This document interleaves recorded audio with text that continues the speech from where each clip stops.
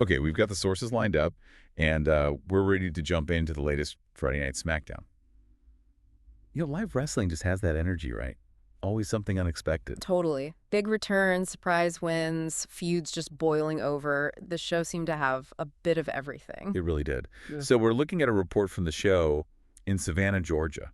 This was the last stop before the Saturday night main event, so, tensions were already running high. Yeah, you could feel that. The source mentions it kicked off with Drew McIntyre and Damian Priest getting into it right away. Setting the stage for their steel cage match tomorrow. But look, our mission here, what we want to do for you in this deep dive, is cut through all that action and pull out what really matters. Exactly. What were the key moments from this report?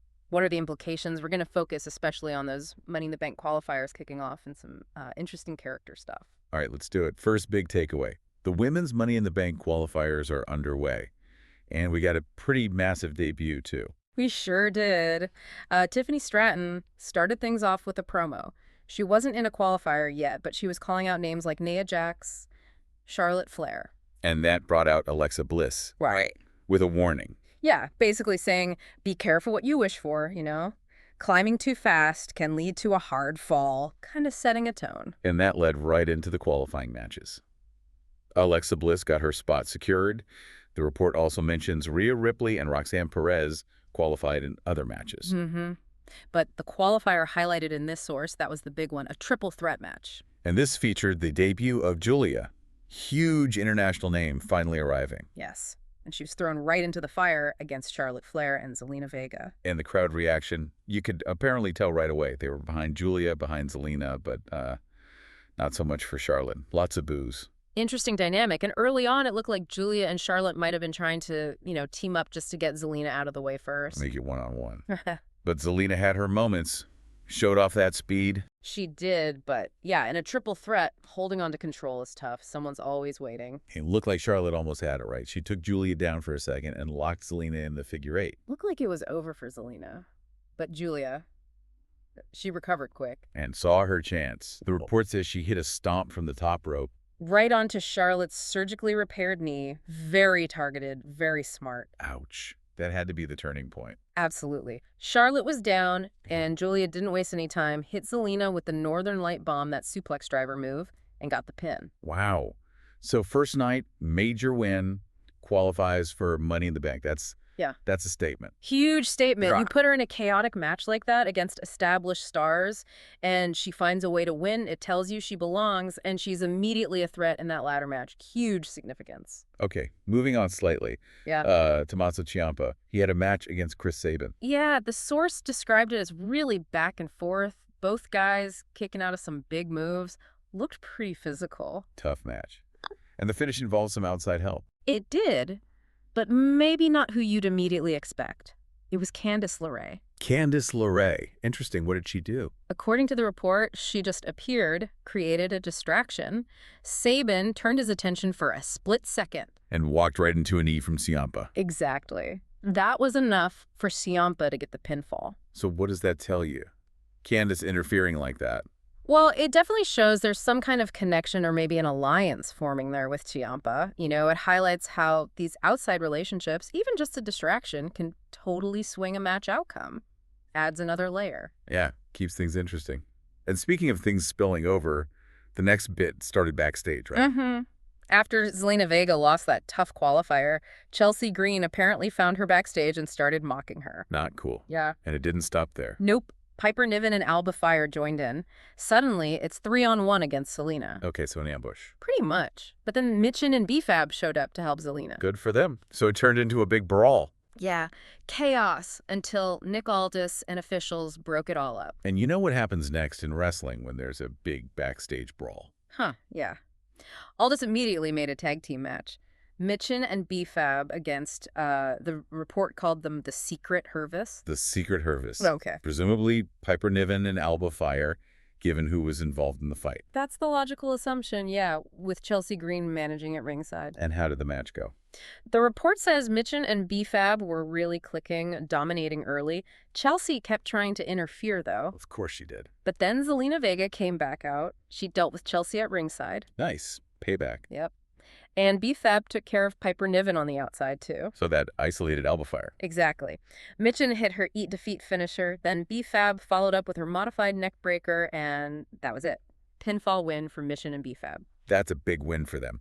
Coming out of that backstage attack, getting immediate revenge, and showing they work well together gives them some real momentum. For sure. It connects the backstage stuff directly to in-ring results. Okay, let's talk about family drama.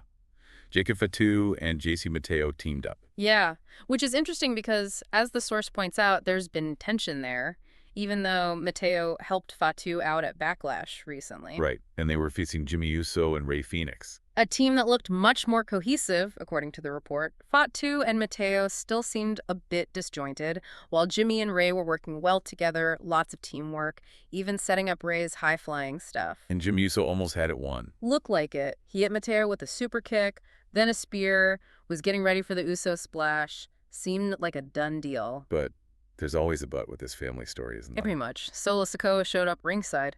Again.